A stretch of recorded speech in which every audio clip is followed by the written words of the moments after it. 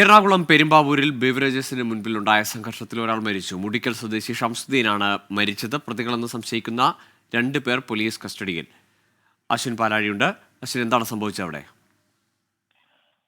ഗോകുൽ, ഇന്ന് ഉച്ചയ്ക്ക് 12:30 കൂടിയാണ് പെരുമ്പാവൂർ ബിവറേജസ് ഔട്ട്ലെറ്റിന് മുന്നിൽ രണ്ട് വിഭാഗങ്ങൾ തമ്മിൽ ഏറ്റുമുട്ടുന്നത്. അതിൽ ഗുരുതരമായി പരിക്കേറ്റ ആളാണ് മുടിക്കൽ സ്വദേശിയായ ഷംസുദ്ദീനെ പരിക്ക് ഗുരുതരമായതിനെ തുടർന്ന് കളമശ്ശേരി മെഡിക്കൽ കോളേജ് ആശുപത്രിയിൽ പ്രവേശിപ്പിച്ചിരിക്കുകയായിരുന്നു. ചികിത്സയ്ക്കിടെ രാത്രി 8 മണിയോടുകൂടിയാണ് ഷംസുദ്ദീന്റെ മരണം സ്ഥിരീകരിക്കുന്നത്. ഇവർ തമ്മിലുള്ള ഈ കയ്യാങ്കളിക്കിടെ ഗുരുതരമായി തലയ്ക്കും നെഞ്ചിനും ഒക്കെ ഷംസുദ്ദീന് പരിക്കേറ്റു എന്നുള്ളതാണ് പോലീസ് പറയുന്നത്. എന്താണ് ഈ അടിപിടിക്ക് കാരണം എന്നുള്ളതിൽ ഒരു വ്യക്തതയില്ല. മദ്യം വാങ്ങുന്നതുമായി ബന്ധപ്പെട്ട എന്ത് തർക്കമാണ് എന്നുള്ള ഒരു വിവരം മാത്രമാണ് പോലീസിന് ലഭിച്ചത്.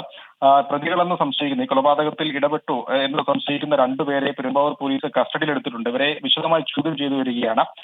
എന്തായാലും ഇതിന്റെ തുടർ നടപടികളിൽ മാത്രമാണ് എന്താണ് കൊലപാതകത്തിന് പിന്നിൽ, തർക്കത്തിന് പിന്നിലുണ്ടായ കാരണം എന്നതൊക്കെയുള്ള കാര്യങ്ങൾ ഒരു വ്യക്തത വരികയുള്ളൂ. ഗൂഗിൾ. ശരി, അശ്വിൻ പാലാഴിയാണ് വിശദാംശങ്ങൾ നൽകിയത് കൊച്ചിയിൽ നിന്ന്.